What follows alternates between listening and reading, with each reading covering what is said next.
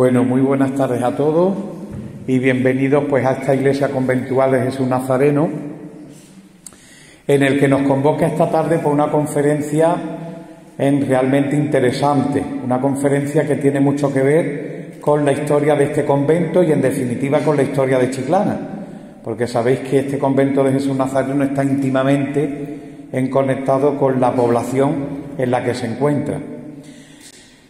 Yo quiero saludar pues a Ana González, a Francis, representantes de nuestro ayuntamiento, a Antonio, presidente del Consejo Local de Hermandades y Cofradías, a José María Prieto, el presentador de este acto, y sobre todo a Fernando Gabardón, que ya es un conocido aquí en nuestra tierra, porque ya ha realizado en varias conferencias en ella. Y bueno, y siempre la verdad que es un gozo y es un placer tenerlo aquí y también escuchar y participar de su gran sabiduría en estos temas del patrimonio y del arte sacro. Bueno, pues y a todos los presentes, todos los que habéis querido estar esta tarde aquí para acompañar y para disfrutar de esta ponencia, que yo creo, sin lugar a duda, que no va a defraudar a nadie. Bueno, pues muchísimas gracias a todos por vuestra asistencia y paso ahora el micrófono a Antonio González. Bien, muchas gracias, Padre David. Querida Ana Cristina, que estáis por el entorno, y Ana Francis, querido Pepe y querido Fernando, y todos los presentes de esta tarde fría, pero cálida a la vez, al encontrarnos, como bien decía el Padre David en la presentación de este acto, en este convento tan nuestro, tan del día a día de la vida de Chile. Bueno, pues agradecer por mi parte solamente a Pepe, que fue un gran descubrimiento hace 2 años cuando se nombró por parte del Consejo Pregonero de la Semana Santa, y desde entonces no ha dejado de trabajar por el mundo cofrade de la ciudad. Yo creo que ese fue, nosotros como el instrumento de la providencia siempre lo digo, ¿no? Creo que fue el lazo de unión para que volviera Pepe a sus raíces de Chiclana, a través de las hermandades y cofradías, y darnos tantísimas satisfacciones como nos está dando. Por lo tanto, agradecer a Pepe y a Fernando que también nos acompañan esta tarde para exponernos sobre el primer día. Este año pues estamos de celebración del 150 aniversario, y aunque algunos crean que los cofrades han hablado de él, sí nos acordamos, pero siempre no cogen todas las armas a favor para que pueda hacerse efectivo lo que los cofrades desean. Por lo tanto, sin más dilatación, se da la palabra a Pepe para la presentación de Fernando en este acto. Muchísimas gracias, Madre Amparo y la comunidad de las Recoletas, el Padre David, la Ana y Francis, muchísimas gracias. Siempre el Ayuntamiento nos apostando por el apellido popular y el arte sacro. Y muchísimas gracias por las palabras, presidente del Consejo. Me toca presentar a Fernando Gabardón de la Onda, la 5ª vez aquí que va a dar una conferencia aquí en Chiclana. La primera de ellas nació cuando Pepe Lechuga me llamó hace unos años, que era presidente de la comisión del aniversario de Cristo de la Paciencia, y buscaba la idoneidad de una charla, un evento, y le propuse que la iconografía de Humildad y Paciencia sería clave explicarla en la ciudad de Chiclana, y que Fernando Gabardón era la persona clave que pudiera venir a explicarle, y así fue su primer acercamiento aquí a la ciudad. Es un enamorado de Cádiz y de Sevilla, pero nunca había visitado, como lo está visitando últimamente, Chiclana. En segundo lugar, la Hermandad de Minacel le invitó para una conferencia sobre Dolores Servitas. En tercer lugar, también vino en el 10º aniversario de la Hermandad del Perdón, y fue una conferencia muy interesante sobre la corona de espinas. Y este año, organizada por Humildad y Paciencia, planteó una extraordinaria conferencia sobre la esperanza en este año jubilar que estamos disfrutando todos los devotos de la esperanza. Así que habría 5 veces y presentarlo, que bueno, otra vez más, pero yo creo que es interesante de poner en valor a Fernando como historiador, doctor en Historia del Arte y Derecho. Es profesor universitario en la CEU San Pablo, Fernando III. Anualmente pasan miles de estudiantes por él y lleva casi 30 años ya en la Universidad Fernando III en Sevilla. Una persona inquieta, tremendamente culta, devoradora de libros, tiene una gran capacidad de observación y sensibilidad con todas las artes, no solo con las artes plásticas. Una persona con un gran espíritu crítico, incluso un tipo singular, único, de que tengo la suerte de que el arte sacro nos haya puesto en el camino de forma conjunta. De hecho, puedo contar de forma anecdótica este mismo verano con Juan Diego, otro cofrade de aquí de Chiclana, cómo pudimos compartir una copita de fino de Chiclana y un pescado frito en la Megapista mientras nos daba una tesis doctoral extraordinaria sobre la devotio moderna, con un bañador, una copita de vino, mirando el castillo de San Miguel de la Playa de la Rosa. Fue algo insuperable, del que eso no está grabado, pero fue tremendamente interesante la influencia del arte flamenco en la iconografía que actualmente tenemos aquí en Andalucía. Sobre sus obras, bueno, para destacar algunas de esas sí lo tengo que leer porque son innumerables las obras que tiene y artículos publicados, pero bueno, destacar Sevilla y Murillo, una ciudad para un artista, San Esteban, una iglesia en barrio, el convento de los padres terceros franciscanos de Sevilla, la piedad de las artes plásticas hispalenses, pasos de palio en Sevilla, el tomo 1 y tomo 2. Eso como obras completas, y ha coordinado diferentes libros como El Cristo de la Corona, Iconografía y Devoción, recientemente impartido dentro del 25 aniversario de la reorganización del Cristo de la Corona, otra conferencia, El Cristo de la Cruz de Sevilla, una cofradía itinerante, El Cristo de los Gitanos, y yo creo que se puede decir próximamente, de aquí a 15-20 días, va a publicar un libro que ha coordinado sobre el Cristo de las Penas de San Vicente, un Cristo caído también, como el que tenemos aquí presente del Divino Indiano, y estamos expectantes todos los cofrades de Andalucía de ese libro. Además tiene innumerables publicaciones de Martínez Montañés, Velázquez, Aníbal González y otros muchos autores, charlas de Lugartino, Sopelo Roldán.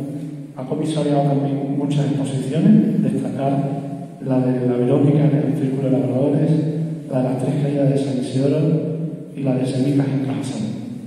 Un lujo tenerte de nuevo, Fernando, aquí en Chiclana para escuchar la conferencia sobre los 350 años del Divino Indiano en Chiclana, un Cristo único de gran devoción al que estamos deseando conocer más sobre él. Muchísimas gracias, Fernando. Gracias.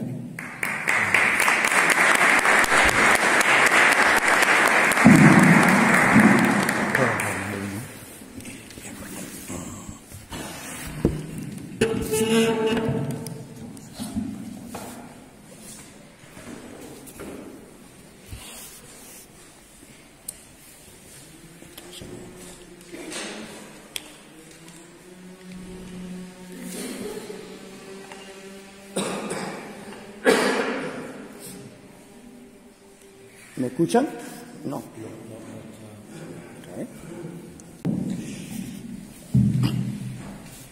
Bueno, muchas gracias en primer lugar por la presentación de José María, que es verdad que llevo viniendo a Chiclana pues 2 años prácticamente consecutivos y he tenido el honor de dar, esta es la 5ª conferencia. Y es verdad que la tercera fue el día que llovió una barbaridad, que creíamos que no íbamos a llegar aquí, se había desviado el río.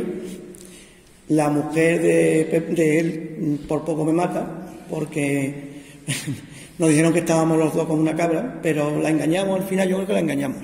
Le dijimos que no íbamos a venir y llegamos. Y después cuando volvimos, la verdad que no cayó ni una gota, esa fue la verdad.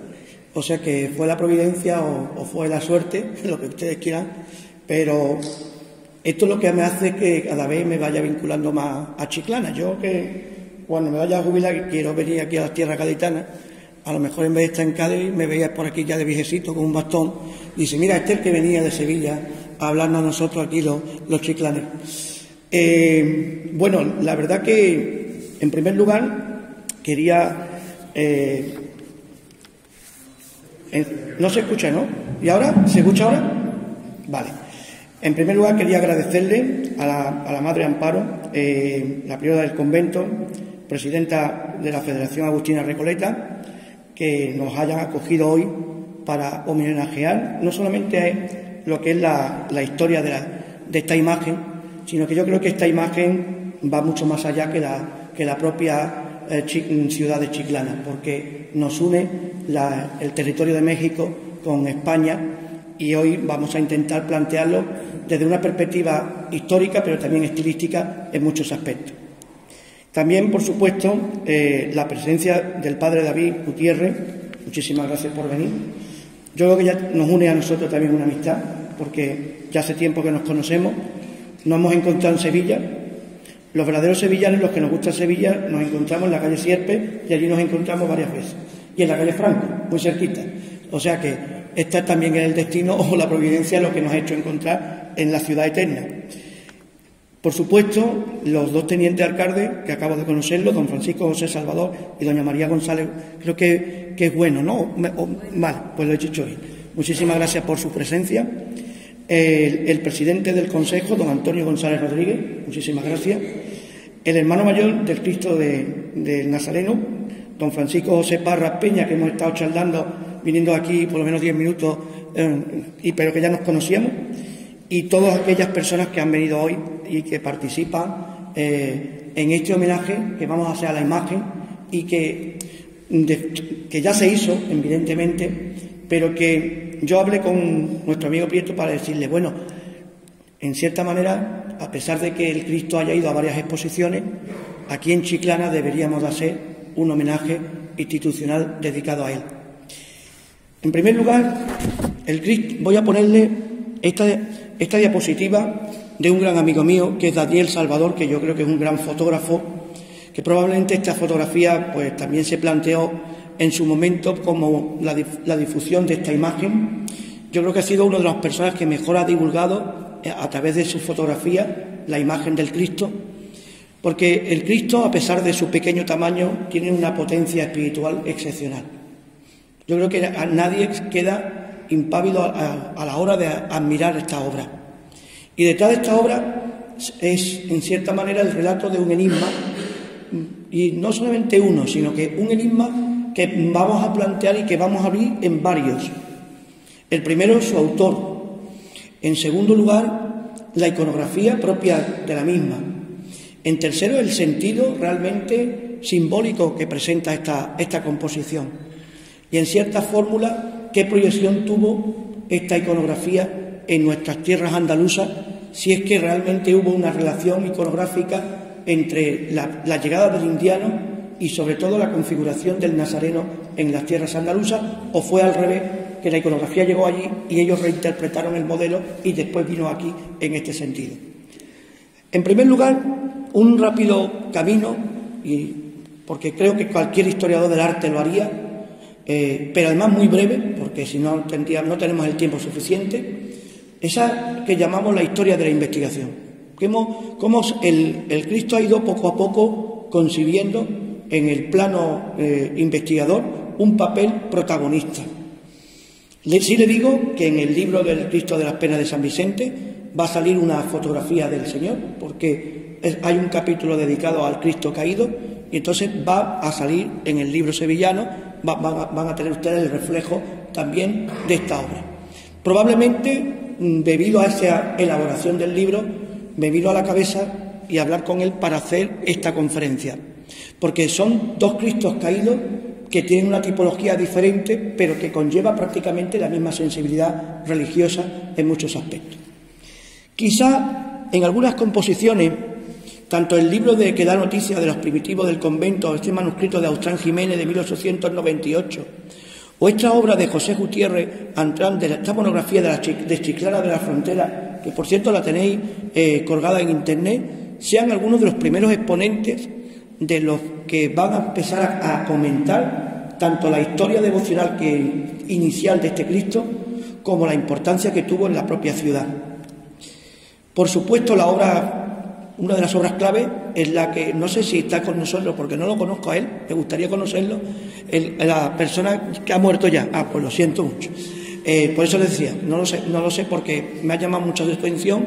He leído muchas obras muchos de sus artículos. Domingo Borque Jiménez, que hizo la monografía, que por cierto me deben un regalo ahí, que me gustaría tenerlo, del convento Recoleto de Jesús Nazareno de Chiclana de la Frontera. Es más, le llama La vida en una comunidad femenina de clausura, por lo cual está como revocando aquel libro el libro que realiza Teresa de Jesús de sus propias fundaciones y de sus propias obras, digamos, fundadoras, muy interesante, por cierto. Y después el profesor Francisco Amador Marrero, que es el que realmente ha trabajado esta composición. Tiene una impresionante producción científica y, sobre todo, yo creo que el que más ha escrito sobre la imagen del Cristo. Yo no he tenido todavía esa posibilidad, pero él lo ha hecho. Y voy a retomar simplemente una de ellas, porque si no tendríamos... Y sé que además, como se está transmitiendo a México, pues creo que en cierta manera tiene un sentido también caballeroso de que hablemos de él. Porque probablemente, gracias a su investigación, hemos llegado a conocer mucho mejor esta imagen. En la página 161 de su tesis doctoral, que se llama Imaginería ligera novohispana en el arte español de los siglos XVI y XVII, que también la tienen colgada en internet, que se puede leer perfectamente, miren, ya especifica una pieza que, si bien tiene un singular interés en el panorama de la escultura novohispana, no ha sido lo suficientemente atendida hasta nuestro último estudio. Se trata del Divino Indiano, que se custodia en la clausura de Madre Agustina de Chiclana de Frontera, en Cádiz. Esta visión de esa laguna investigadora hasta la llegada de su obra, en cierta manera, hace un arranque en la investigación, en la producción científica, y abría el camino a un conocimiento mucho mayor de esta imagen. Ha participado en varias exposiciones. Yo tuve la posibilidad de verlo aquí, en la Catedral de Cádiz.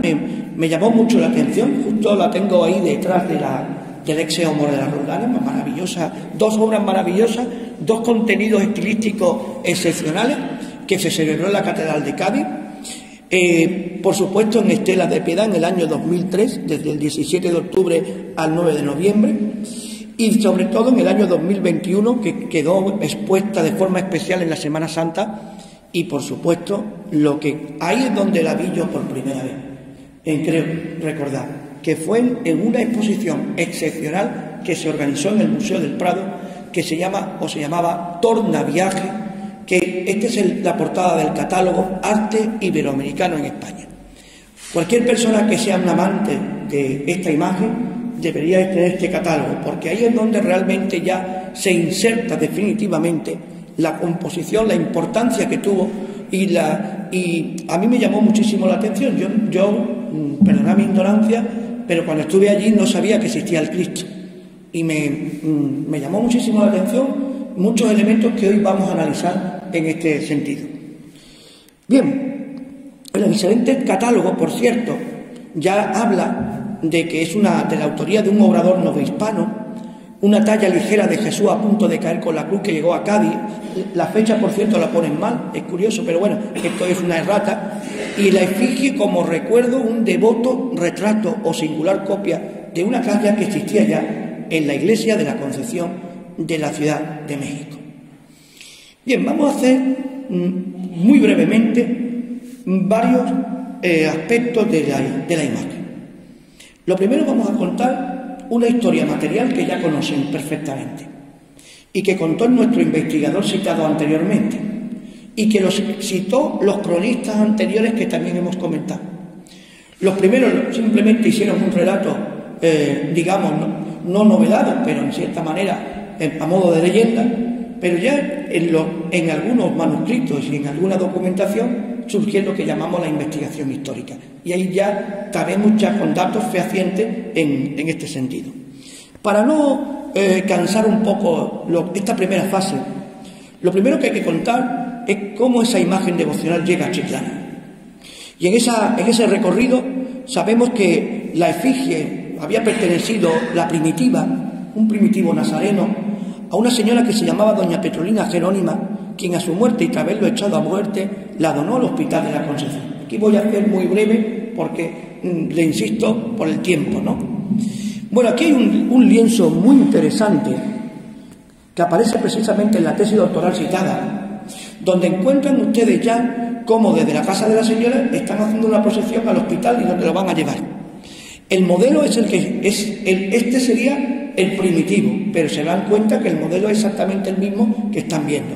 Iba bajo palio, lo llevaban las autoridades más importantes, la efusión de la gente, el contenido, digamos, social que tendría, que tiene esta magnífica composición, estilísticamente que formaría parte de esa escuela novohispana, pero que a nosotros nos interesa sobre todo por el rigor histórico que ocurrió en ese momento.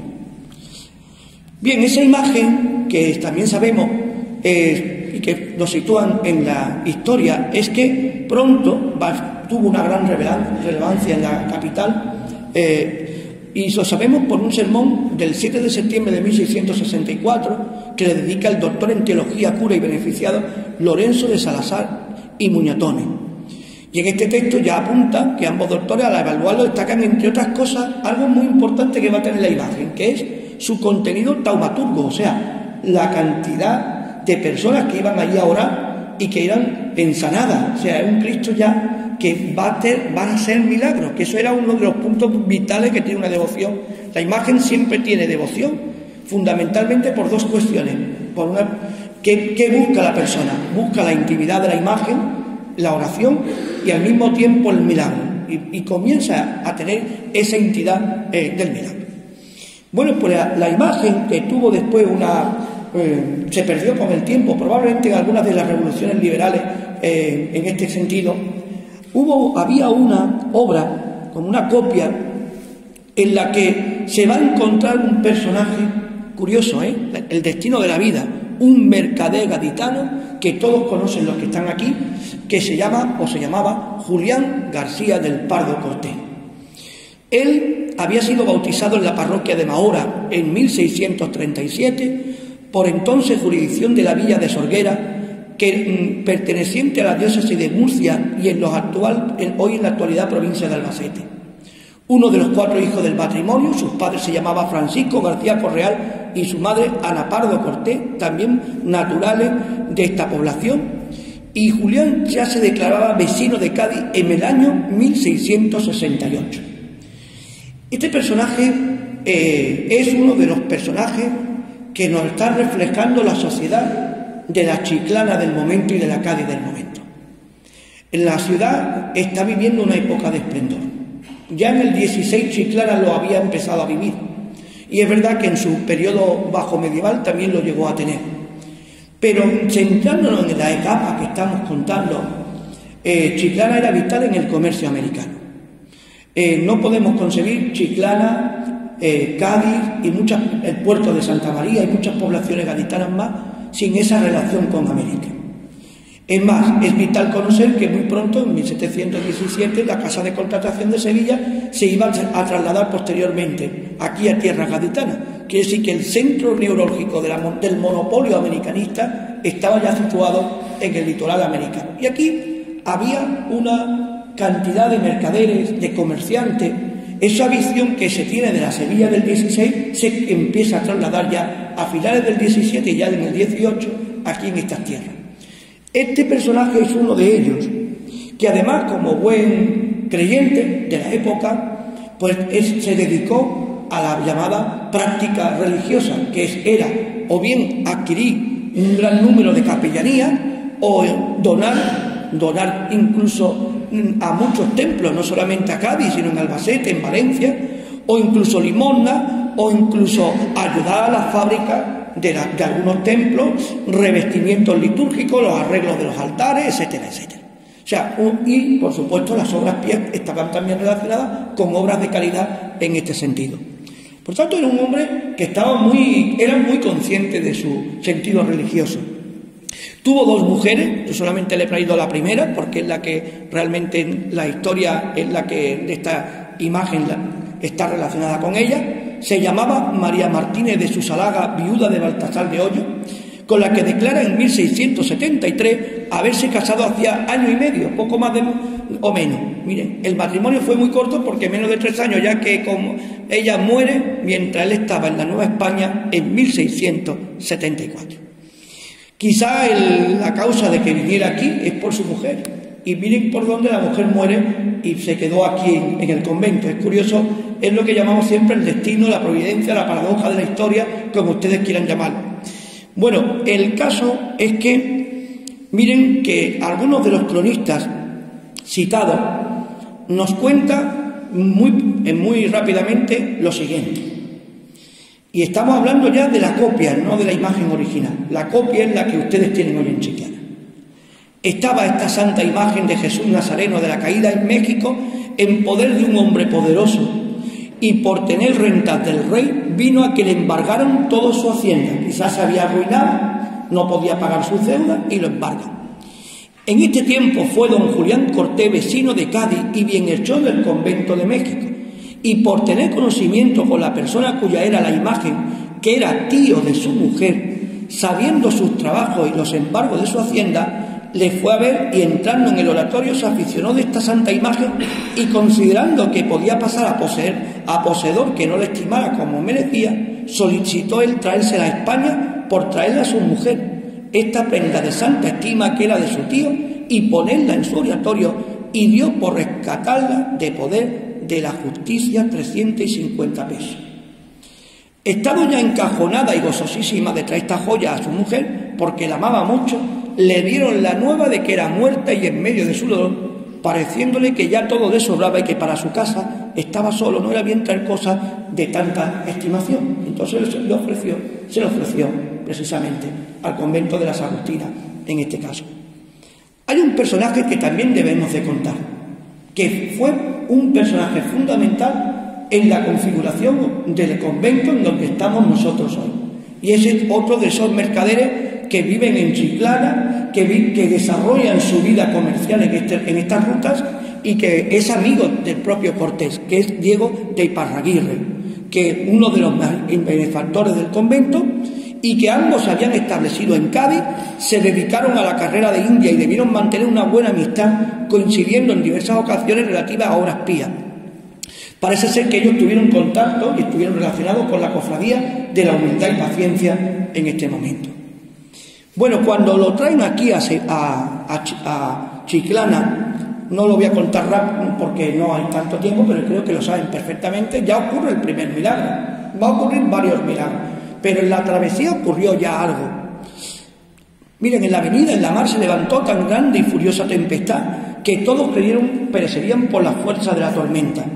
Y en aquel momento, don Julián avisa a don Fray Alonso de Luna, que venía en el navío de la Nueva España a ser obispo de Almería, religiosos, por cierto, de la orden de nuestro padre, señor San Agustín, y díjole cómo traía esta santa imagen, y el señor obispo mandó abrir el cajón y que todo hiciese en negativa.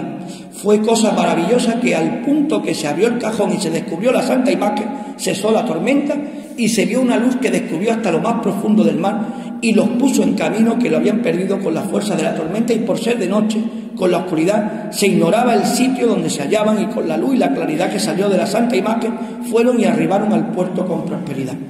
Viendo este portentoso milagro, el obispo dispuso que al día siguiente se pusiera esta santísima imagen en el altar, y dijo misa de pontifical y con sermón, y con la mayor solemnidad que se pudo. Tan prodigioso hecho, al arribar la nave al muelle de Cádiz, fue comentado por los tripulantes y los viajeros. Muchos gaditanos, devotos y fervorosos de Dios, al conocer el milagro, pidieron a Julián Cortés que le dejasen en una iglesia de la ciudad, pero él ya le había prometido al convento de Chiclana y se mantuvo firme en su decisión.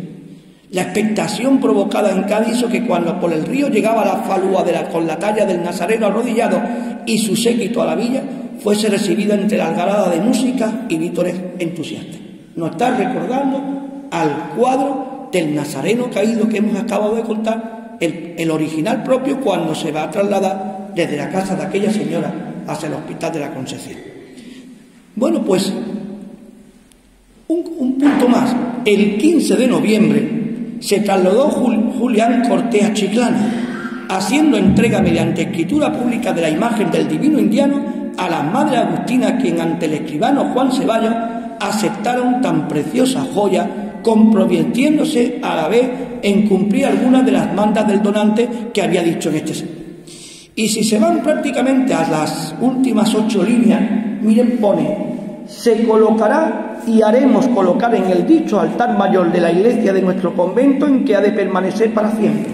Eso era lo que él quería, que presidiera el altar mayor del convento y se convirtiera, bueno, en uno de los puntos de referencia vitales de la devoción del Cristo caído en este caso, sin que por no ni por otra alguna persona se contradiga lo referido en todo ni en parte.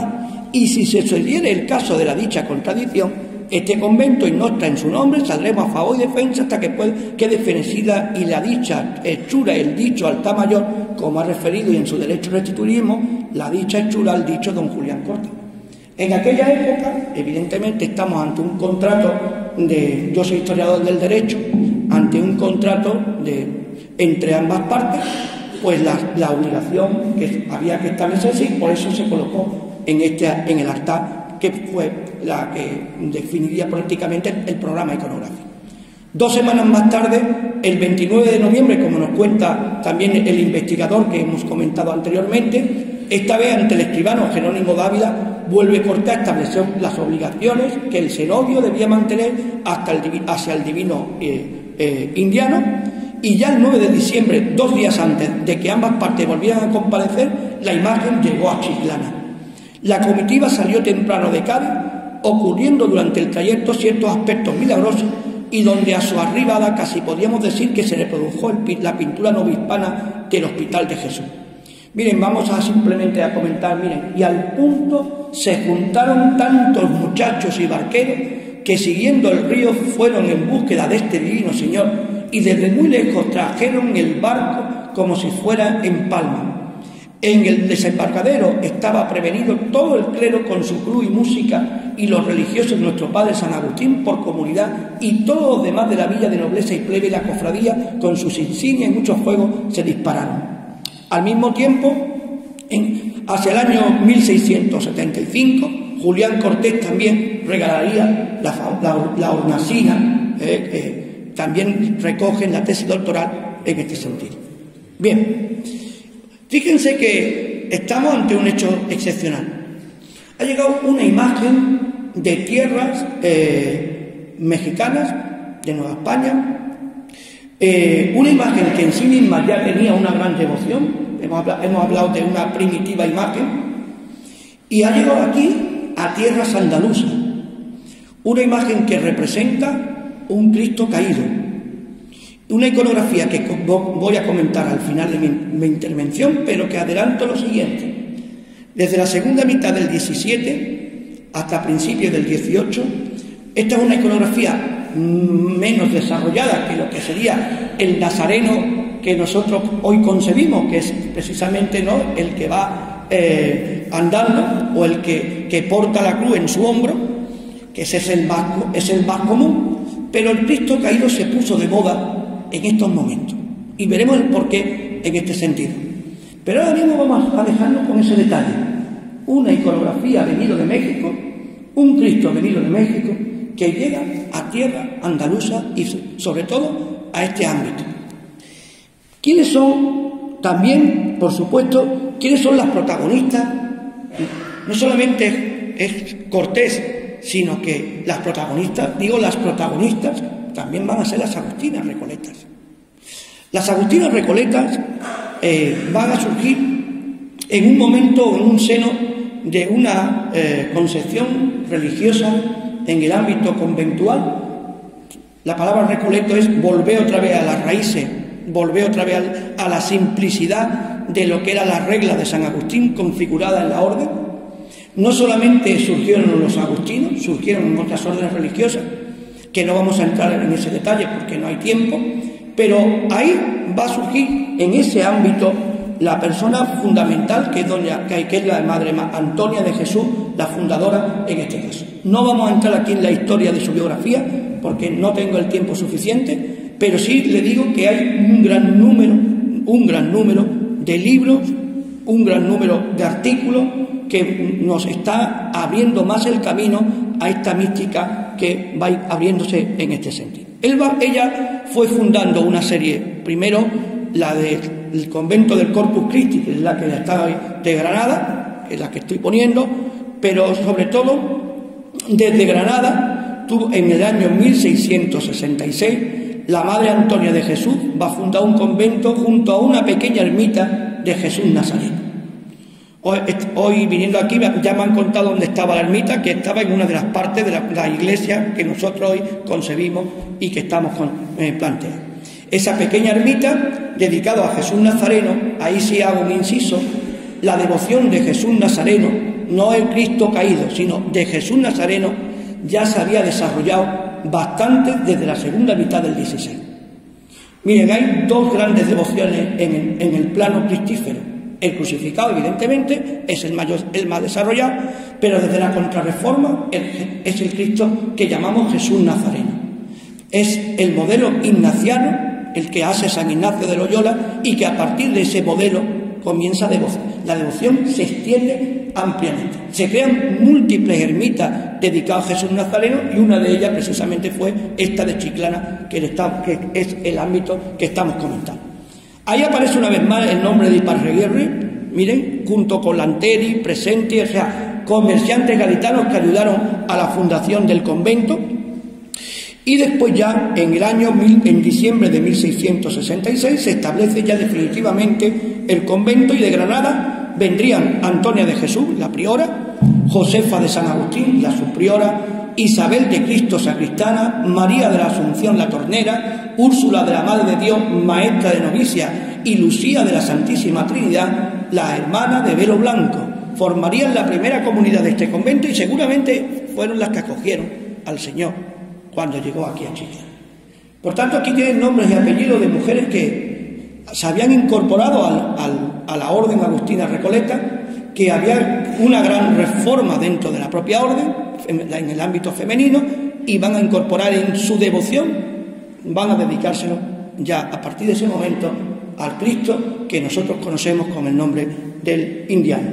Sí, deberíamos de contar también que ese fue tal la proyección que se crea, como sabéis perfectamente, la portada. Yo le tengo que decir, esto de una manera un tanto subjetiva, me encanta sentarme en la confitería que tienen ustedes al lado solamente para ver la portada.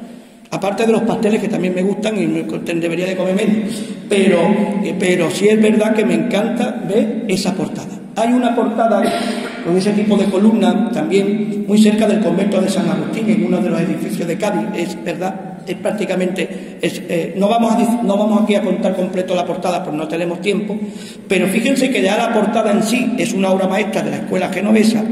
Estamos hablando ya de una riqueza absoluta, quiere decir que estamos ante un convento que está viviendo una época de esplendor y que se está configurando lo que llamamos la columna salomónica, ese tipo de barroco clásico, y por supuesto la hornacina pues va a colocar ya el famoso Cristo, la configuración, pero miren que ya lo estamos dando aquí un toque barroco, ojo, le estamos creando una corona de espinas, le estamos dando ya nuestra identidad andaluza, o nuestra identidad del barroco andaluz en este caso. Y por supuesto su iconografía excepcional. Por ejemplo, fíjense esta Santa Faz, porque la Santa Faz, ahora lo vamos a ver, está también colocada en el propio Cristo, en la propia imagen que estamos planteando. Bueno, pues sí quiero decirle, aunque sea en un paréntesis, que gracias a Diego de Iparraguirre, este capitán vizcaíno de la Orden de Santiago, y trasladado por motivos económicos que se vino aquí, miren que con él está relacionado la fundación del convento de las monjas de Arriba de Medinasidonia.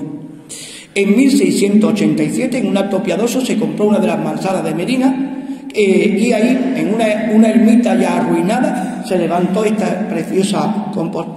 Y ahí la fundadora tenía ya 75 años y falleció cuando se funda, y fallece ya con 83 en 1695. Aquí saben, bueno, aquí lo tienen ya el retrato, pero muy curioso, miren, tienen una imagen, fíjense, por cierto yo no la he visto nunca, me encantaría verla. Miren, ahí la tienen ustedes, precisamente un Cristo caído, que es una joya también, que esta también debería de analizarse bastante y más ampliamente, pero miren que el modelo iconográfico, la concepción, es muy parecida a la que estamos planteando. Bien, ya tenemos el contexto histórico, ya hemos visto cómo ha venido por este gran comerciante, por Cortés, hemos visto cómo lo acogen las agustinas, hemos visto que se coloca en el altar mayor, hemos visto que se proyecta en el retablo, que en el fondo es un retablo callejero, la gran portada, y hemos estado viendo que se está configurando ya, por tanto, un marco el marco, digamos, o el contexto de la imagen. Pero la imagen en sí ya también tiene un valor excepcional. Y probablemente es lo que más interés tendría mi intervención hoy, porque todo lo que yo le he contado hasta este momento ya lo habían relatado los cronistas y los investigadores que estoy planteando. Pero cogiendo la fotografía que he comentado desde el primer momento de don Daniel Salvador, miren que estamos ante una obra en la que nos llama la atención varias cuestiones. En primer lugar, el mismo motivo iconográfico, o sea, esta caída, ¿no? Esta disposición, miren, una de las manos está como soportando el cuerpo, por la otra está soportando la cruz, con lo cual crea ahí como una especie de diagonal, y desde la cabeza hasta el pie crea como otra especie de diagonal. Fíjense que estamos creando en realidad un mecanismo dinámico, rítmico, que no va a ser la única vez que se configure, sino que este modelo ya se había utilizado en muchas composiciones. El giro de la cabeza, el propio rostro. Vamos a observar el rostro. El rostro es un rostro de carácter devocional, de una concepción que se concibe precisamente en la mirada, una mirada atormentada, melancólica, pero una mirada al mismo tiempo que nos ayuda a la oración, a la intimidad.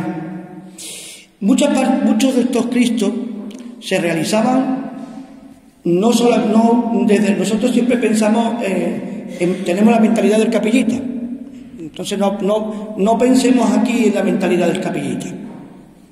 Las imágenes, muchas de estas se hacían o bien para los ámbitos conventuales. Le pongo el caso que acabo de citarle, el Cristo de las Penas de San Vicente, se hizo para los carmelitas y para su claustro. El Cristo de la Buena Muerte de Sevilla, la de los estudiantes, se hizo para los jesuitas, y así sucesivamente. Y ya desde la época de la Baja Edad Media, ya que me ha contado de la Devotio Moderna, lo comento. La Devotio Moderna, movimiento maravilloso en la época del Gótico, que se extiende por todo el norte de Europa y surgen las comunidades que llamamos las beguinas y los beguinos, surgieron y crearon en su influencia devocional, empezaron a crear unas imágenes pequeñas de terracota, después de madera, y además iconografía pasionista, pequeñas piedades, pequeños descendimientos, el exeomo, que llamamos ahora la humildad y paciencia. Toda esa iconografía empezó a estar presente en los oratorios privados, en las comunidades. Todo el mundo quería tener una imagen de esta pequeñita. Y probablemente nosotros esa visión, digo nosotros los españoles, lo llevamos allí.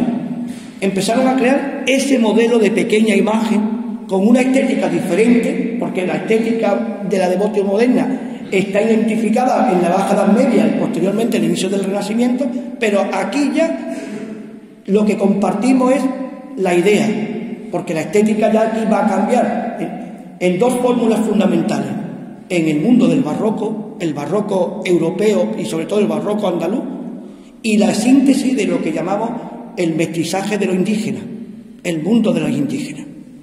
En esa concepción entre el mestizaje que define en cierta manera lo que fue la presencia española en el continente americano, la síntesis de las dos culturas se va a proyectar realmente en esta composición. En esa síntesis vamos a encontrarnos que miren que la obra está hecha en una materia muy bien desarrollada por los investigadores citados, en maguey, que es una planta que además estuvo muy expandida en las plantaciones y que le ayudaban en esa materia, ayudaba a concebir incluso un gran número de crucificados que se realizaron en estos años. Pero más aún, si seguimos en ese planteamiento, observarán ustedes, no sé si me van a permitir que lo veamos con estas fotos, no sé si la han visto alguna vez, no sé si lo hacemos rápido, pero miren, sin ropa, y vemos que el Cristo está caído, en el fondo, está azotado. Es un Cristo en la que encontramos la huella pasionista. no solamente en el cuerpo, en ese cuerpo caído, sino que incluso en el rostro y sobre todo aquí en la caída de la sangre. Estamos hablando de un expresionismo muy amplio, ¿no?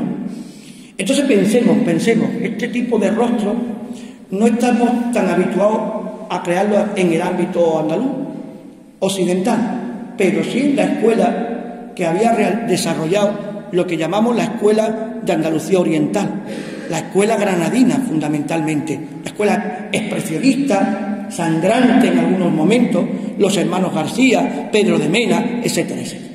Por tanto, el modelo ya, en esa síntesis cultural que estamos contando, en ese mestizaje, ya no estamos encontrando aquí elementos de un escultor que está allí, evidentemente, pero que conoce la escuela andaluza, y conoce la escuela probablemente en la concepción que le estoy contando.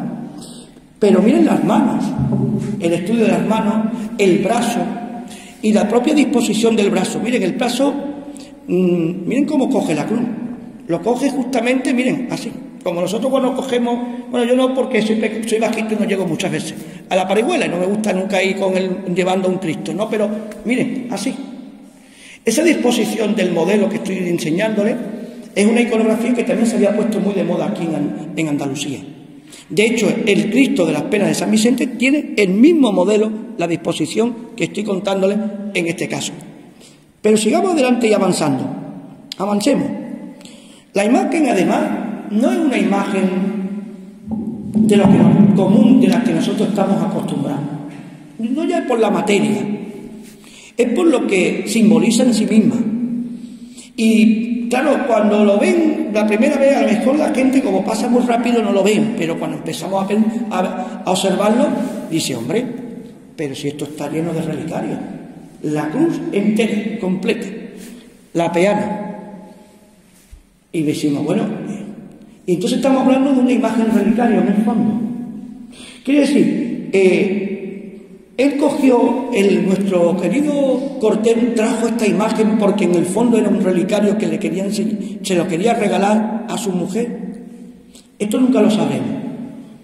Y porque como es un relicario, en el fondo se lo va a regalar entonces a una comunidad agustina en este momento.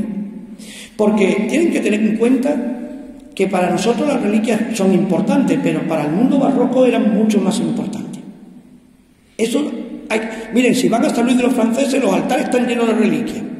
Si van a la capilla de Jesús Nazareno de Pasión, está lleno de reliquias, y así sucesivamente. Y la gente rezaba a las reliquias. La reliquia le daba ese poder milagroso que acabamos de conseguir. Y me ha llamado mucho la atención porque no conozco ninguna imagen de un nazareno relicario. Conozco los crucificados relicarios. Crucificados que llevaban en las cruces relicarios. Miren, eso era algo normal desde la Edad Media. Y por cierto, miren, entonces nos encontramos con esta cruz, una cruz insertando reliquias. Esta fotografía además nos ha permitido muy bien que aquí encontraríamos ya la simbología. Y aquí podemos estar haciendo una interpretación antropológica toda la noche, cosa que no vamos a hacer, pero observen bien, porque este tipo de cruces, miren, han creado los troncos como si lo hubiéramos cortado, ha quedado ahí una parte que está creando como secciones, hay unos nudos que están concibiendo a modo de secciones, a modo de capillita en sí misma. Cada reliquia es una capilla, y observar que, bueno, aquí no vamos a ir viendo reliquia a reliquia, sería... yo creo que sería muy... pero miren, son algunas interesantísimas, algunas están dedicadas, miren esta, ponen hasta el nombre, ¿no? Nao, miren, la Nao, miren, Nao Virgen, miren, la Nao donde vino precisamente esta, por ejemplo, es excepcional, la tendrían representada, o sea que, y en la propia imagen del Señor, perdón, debajo de la mano, miren, ahí aparecería también justamente, incluso si seguimos, pues ahí tendríamos también algunos de las distintas, y en la base de los relicarios nos vamos a encontrar también miren, este es el sudario de Santa Teresa, por ejemplo, un elemento muy interesante. Y bueno, y estaría concebido en este sitio. Y aquí tendrían la Santa Faz, que es lo que yo estaba buscando. Es la Santa Faz que la tienen ustedes representada. La Santa Faz se puso muy de moda con el culto, además de la Verónica. Y entonces el culto a la reliquia, porque en el fondo la Verónica está cogiendo el paño de, bueno, pues igual que había un trozo de clavo, un trozo de madera, un trozo, el lignum crucis, pues también un trozo, y la Verónica se había difundido muchísimo, y bien por donde tendríamos aquí uno también de los... Este tipo de Verónica, por cierto, saben ustedes, la Santa Faz lo pinta Zurbarán y un gran número de artistas casi coetáneos en un siglo más, un siglo menos, en este momento. La propia cruz que estamos contando, su soporte está constituido íntegramente de la madera del tallo floral del maguey o agave. Del mismo material, la técnica de utilizar era el alma del maguey, que fue desarrollada y perfeccionada por artistas indígenas durante el periodo colonial temprano en México y los Andes para crear esculturas religiosas ligeras como los que se llaman los Cristos de caña de maíz. Bueno, y aquí, por ejemplo, le he traído una del siglo XVIII, miren. Ahí tienen la reliquia, que por cierto es de la colección del Museo de Historia Mexicana, para que vean que era algo muy normal en la escuela y que recogen y que lo incorporan a la figura de la imagen en este sentido. Bien, y por supuesto hay unas escamas verdes metalizadas, adheridas con resina. Miren, en algunos dioses precolombinos se representaban con estas escamas porque pensaban que daban la ayuda del agua y eran sociedades agrícolas, el factor agua era fundamental y era en el fondo lo que buscaba. En el mestizaje cultural que hemos estado contando y que cuentan muy bien también en esa tesis doctoral, ese mestizaje está perfectamente definido porque sustituimos la deidad precolombina por la identidad cristiana en este sentido. Ahí estaríamos en ese camino entre el mundo precolombino y la posición ya posterior de la cultura occidental a través de la misma. Bueno, este tipo de modelo esta iconografía que están viendo aquí, la talla no es un modelo único, porque en el mundo colonial y en el mundo ya de la escuela mexicana, la devoción al Cristo caído se extendió muchísimo. Esto es uno de los grandes enigmas. Es curioso. Una iconografía que nace en la segunda mitad del XVI, que tuvo un desarrollo en nuestra tierra andaluza y en Castilla, porque Gregorio Fernández hace un misterio dedicado al Cristo caído, el propio Salsillo después en el 18 también, y así sucesivamente, pero no era el modelo más desarrollado del Cristo Nazareno, era un tema muy específico, y ahora resulta que llega a América. Y hay dos tipologías. Miren, y tienen un Cristo caído, que está derivada de una iconografía que se llama Cristo, que acaban de azotarlo y está a cuatro patas, el pobre, así, que lo realizó muchos Zurbarán y muchos autores, y lo pusieron muy de moda. Aquí, en vez de ponerlo, lo ponen tendido. Este tipo de modelo se utilizó muchísimo, pero lo utiliza un escultor que además se ha sacado ahora su monografía en Pedro de Lugo Albarracín. Realiza varias composiciones. Miren qué maravilla es esta. Miren qué composición. Y además, miren, estamos hablando hacia 1650, 1655. El Cristo caído de la Veracruz, que pertenecía al convento de Carmelitas Descalzos de Bogotá. Una obra absolutamente maestra. Miren, otro modelo de estos Cristos caídos, pero que después le van a incorporar una cruz. Y miren, vamos a ir acercándonos, y en el mundo además colonial o novohispano, como quieran llamarlo, nos vamos a encontrar que se van a empezar a vestir, miren, de una manera además muy sofisticada, pero nos está recordando al mismo tiempo las telas que seguramente los reyes incas o aztecas utilizaban en sí mismas y que después lo han identificado con Cristo. Esos ángeles que están ahí me recuerdan mucho al mundo americanista. Es curioso. No sé si hubo ahí algo que ahí todavía no me ha terminado de ahí hay algo, pero bueno, no vamos a entrar en este detalle ahora mismo. Pero fíjense el modelo, y miren cómo ahí ya tenemos el modelo de esta es una obra de la segunda mitad del 17. El Cristo lo está mirando, por cierto, miren, es la visión lateral que ya va a utilizar el modelo del Cristo de las Penas de San Vicente, fíjense. Pero vuelvo a insistirle, la decoración, el concepto de la melena. Pero hay una obra en el Museo Soumaya de México que ya nos encontramos que el modelo iconográfico es el mismo que estáis viendo. Miren, la disposición de la mano, de las dos manos, miren, el Cristo además lleva una cruz arbórea, no una cruz plana, el rostro de Cristo emotivo, abierto, melancólico, con una corona de espinas, y ahí tendríamos el modelo, ahí tenemos ya el modelo. Y en el Museo de la Descalza de Antequera tenemos una versión muy parecida a la misma.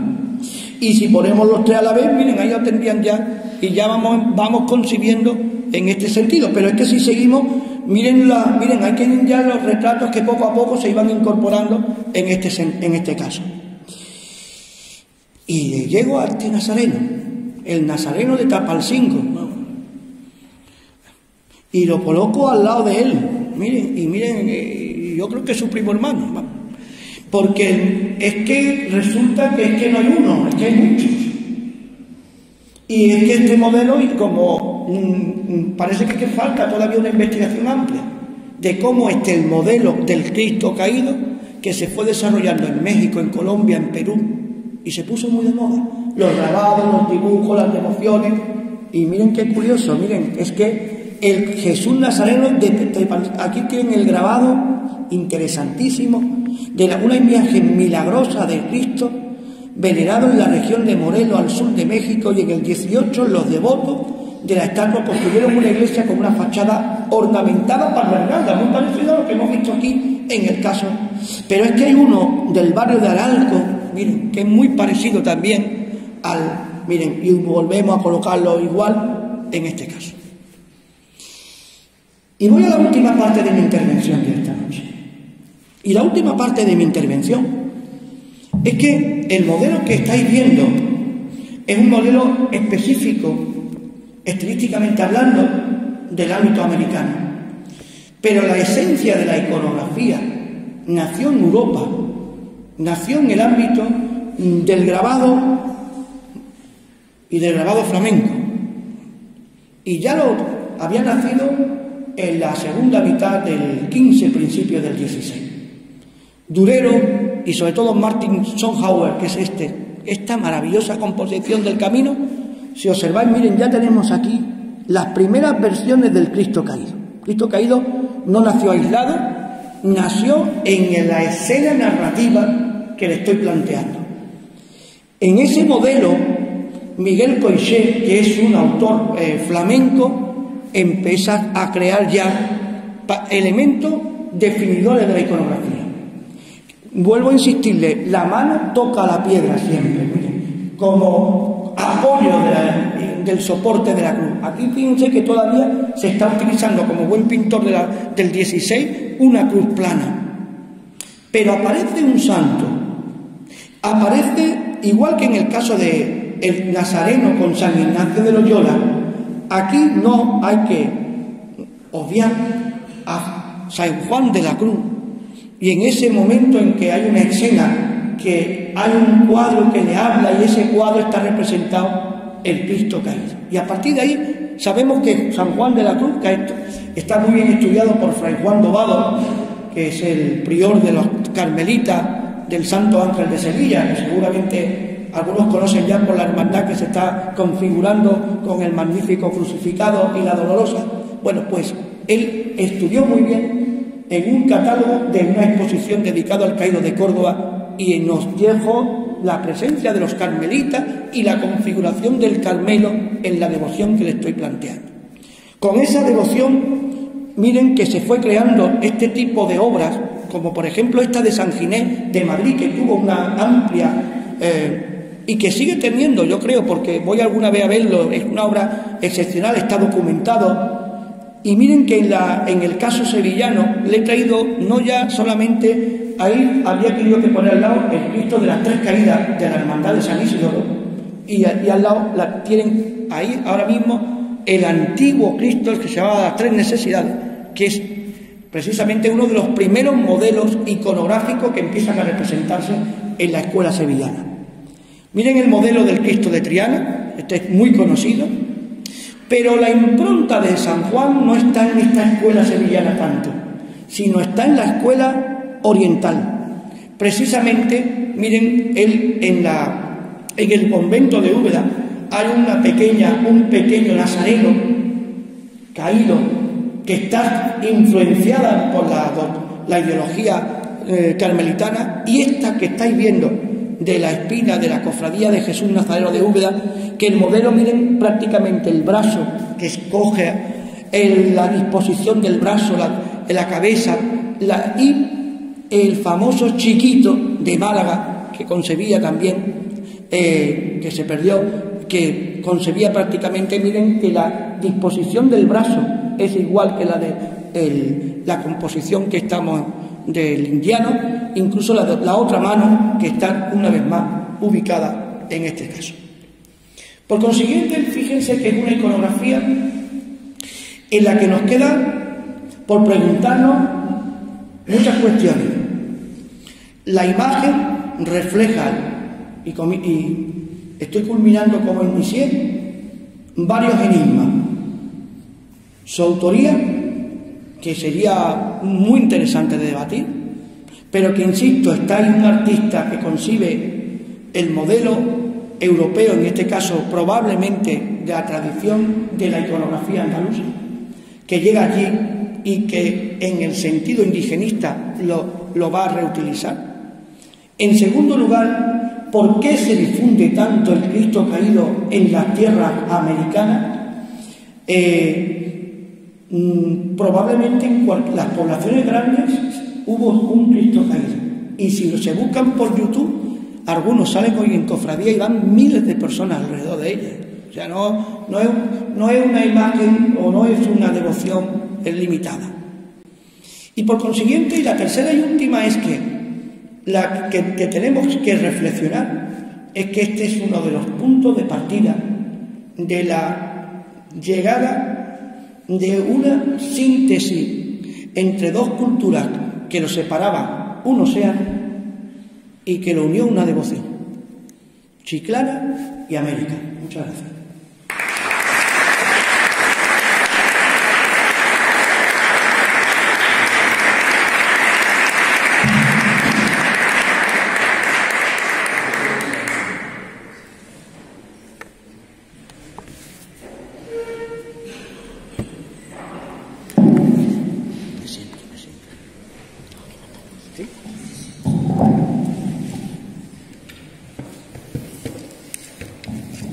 Bueno, pues muy buenas tardes. En primer lugar, pues dar las gracias una vez más a la Madre Agustina Recoleta por su generosidad, por acogernos en esta que es su casa, y por sacar del sitio donde se encuentra esta imagen que desde hace 350 años se encuentra en Chiclana. Así que muchas gracias a la Madre Agustina Recoleta. Un saludo a la comunidad de las Madres Agustinas Recoleta de México que nos están viendo a través de un directo. Así que muchas gracias de verdad. Muchas gracias, Padre David, por acompañarnos. Sé que también es bien conocedor de la historia del arte y seguro que ha resultado muy interesante. Muchas gracias, presidente del Consejo de Hermandades. Precisamente esta mañana estábamos en una rueda de prensa anunciando, como decía antes José María, pues el interés que siempre muestra el Ayuntamiento por el patrimonio, por la cultura y por acercar, como también suele llamar José María, a la piedad popular. Así que muchísimas gracias también por la presencia. Y José María siempre viene a traernos cosas muy interesantes. Desde su pregón, que tuve la oportunidad de escuchar, aunque no en directo, pero sí de escucharlo, hasta todas las presentaciones, las conferencias que ha dado él, y hoy en este caso pues presentar una vez más en esta cuarta o quinta ya. Quinta.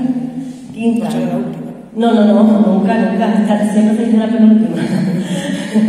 bueno, pues en esta quinta tarde que nos has hecho disfrutar de esta magnífica conferencia, Fernando. Así que muchísimas gracias por todos esos enigmas que no nos has terminado de desvelar, pero bueno, los historiadores también tratan de eso, ¿no? Para eso están. Entonces yo creo que es importante tener la duda, pero sin duda he regalado muchos datos de esta pequeña pero gran imagen que he creado y que, bueno, 350 años con nosotros y que se haga mucho más. Así que muchas gracias también a todos y a todas por su presencia. Creo que ha sido muy interesante. ¿Verdad? Muy buenas noches a todos. Muchas gracias.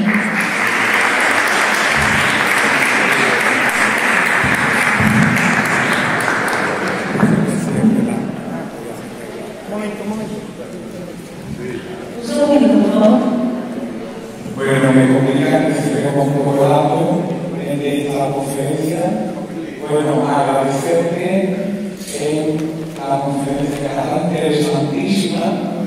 Nos ha dado luz donde puede dar origen de tecnología en la alternativa. Me parece muy interesante. Es muy interesante.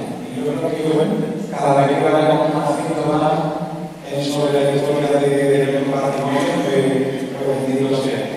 Bueno, pues agradecer a todos la presencia, agradecer a las madres de la Recoleta y a todos los aquí presentes. Pero hemos terminado el acto en nombre del Padre, y del Espíritu Santo.